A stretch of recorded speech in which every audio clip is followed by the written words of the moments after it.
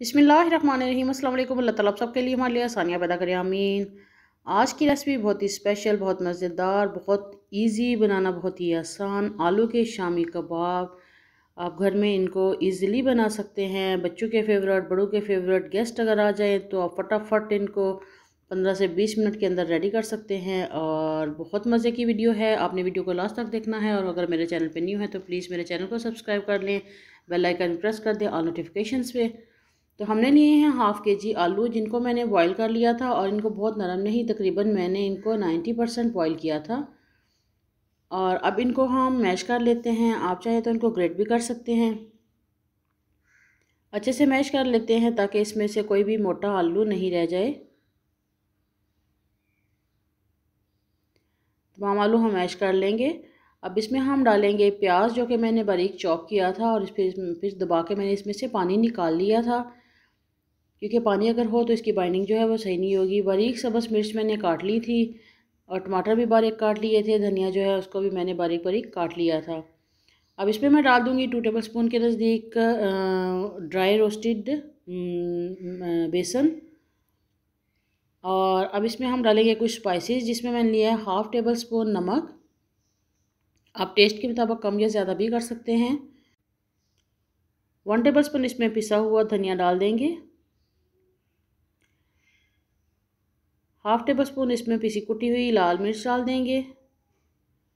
Half table spoon इसमें लाल मिर्च powder डाल दूंगी।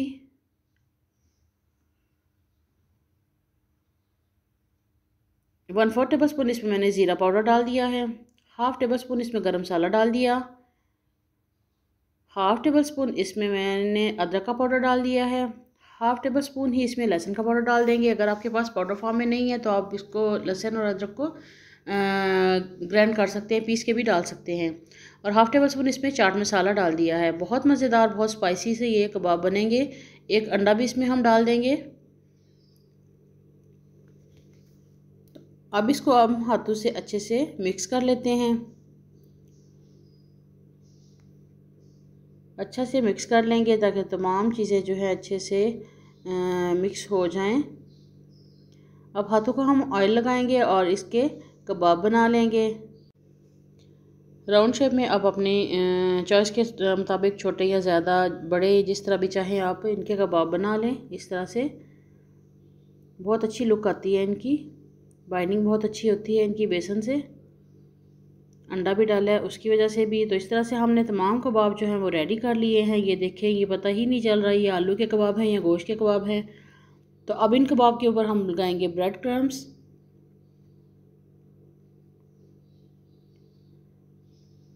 ब्रेड क्रम्स लगाएंगे अच्छे से।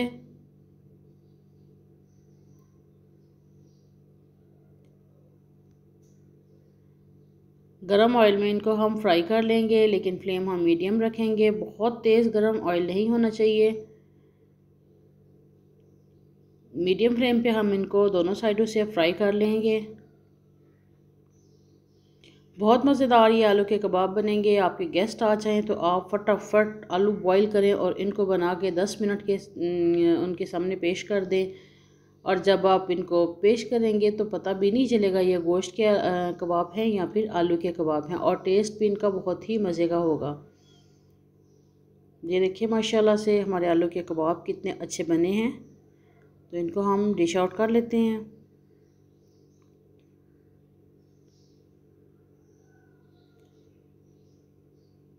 बहुत मज़े के, बहुत क्रिस्पी, बहुत स्पाइसी आलू के कबाब हमारे रेडी हो चुके हैं। आप ज़रूर बनाएं इनको। मेरे चैनल को सब्सक्राइब करें, वीडियोस को लाइक करें, शेयर करें,